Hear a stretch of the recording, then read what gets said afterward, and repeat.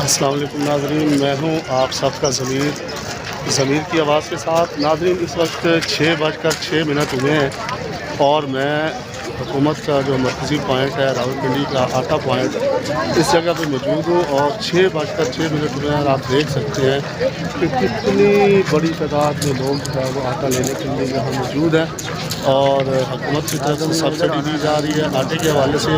لیکن آپ دیکھ سکتے ہیں کہ کتنی بڑی تعداد میں لوگ یہاں موجود ہیں۔ ٹرکس یہاں پہ لگے ہوئے ہیں اور یہاں پہ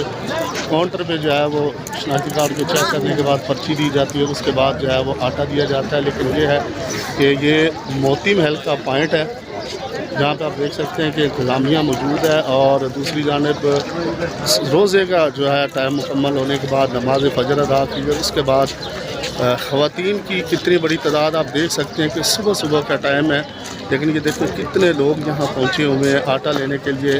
تو آٹے کی سبسڈی جو ہے وہ حکومت سے طرف سے دی گئی ہے، لیکن یہ کہ پاکستانی عوام جو ہے جن کی ضرورت ہے آٹا،